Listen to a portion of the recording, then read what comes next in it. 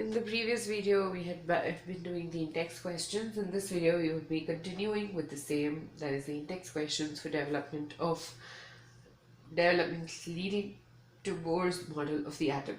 So 2.6, calculate the energy of 1 mole of photons of radiation whose frequency is 5 into 10 to the power 14 Hertz. So we need to calculate the energy of the photon. First of all, we've been given frequency, that is mu equals to 5 into 10 to the power 14 Hertz. Now, we know from the various equations E equals to h mu, where h is the Planck's constant whose value is 6.626, let's write it properly, into 10 to the power minus 34 joules second. So we'll be just substituting these two values in the equation. So 5 into 10 to the power 14, 6.626 into 10 to the power minus 34 joules second into 5 into 10 to the power 14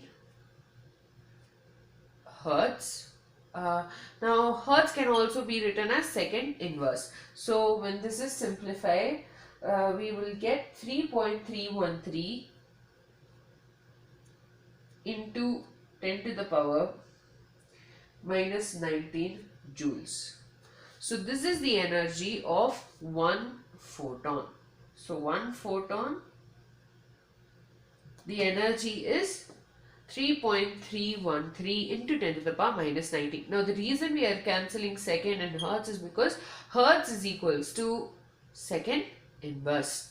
So by this conversion, we are cancelling the units of second. We are left with joules. So for one photon, energy equals to 3.313. Then for 1 mole of photons, energy will be equal to 3.313 into 10 to the power minus 19.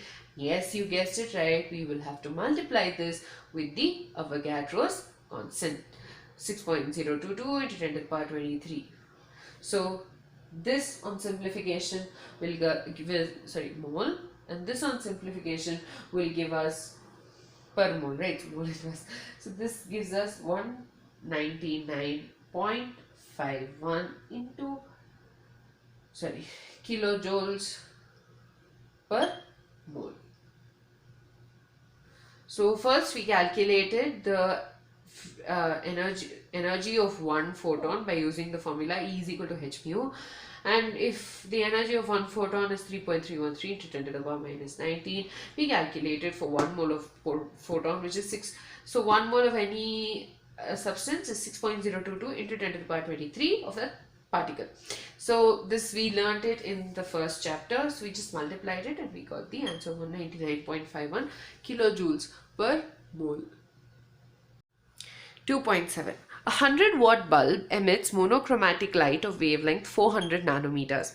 We need to calculate the number of photons emitted per second by the bulb.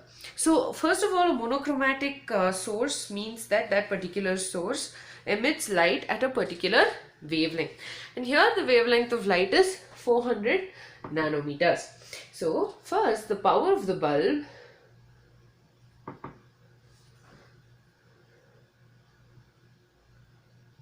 equals to 100 watts. The conversion from watts to joules per second is 1 watt equals to 1 joule per second. So this is equal to 100 joules per second. Next, let's calculate the energy. Energy of one photon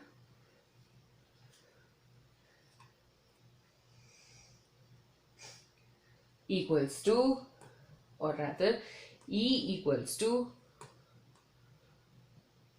h mu, and mu equals to c by lambda. So E will be equal to hc by lambda, where the value of h equals to 6, that's the Planck's constant, 6.626 into 10 to the power minus 34 joules second.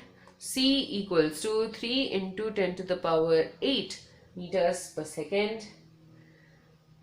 And we know the wavelength is given in nanometers, so lambda equals to 400 into 10 to the power minus 9 meters. Nanometers to meter conversion.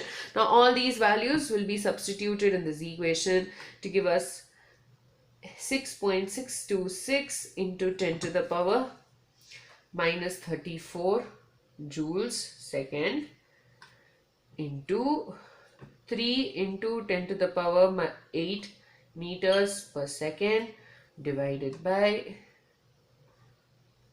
400 into 10 to the power minus 19 meters. Now meter and meter will get cancelled. Seconds and joules per second is getting cancelled, leaving us with joules, which is the unit of energy. So that is equal to, sorry, I'll just write it here. So that is equal to 4.969 into 10 to the power minus 19 joules. So the number of photons emitted will be equal to the energy divided, sorry, the power divided by the energy. So 100 joules per second divided by 4.969 into 10 to the power minus 19 joules, and that's equal to 2.012 into 10 to the power minus 10 to the power 20 second inverse. So we are given the power of the bulb in watts. We converted that from watts to joules per second, and then we know the energy of one photon is given by h mu equals to h mu.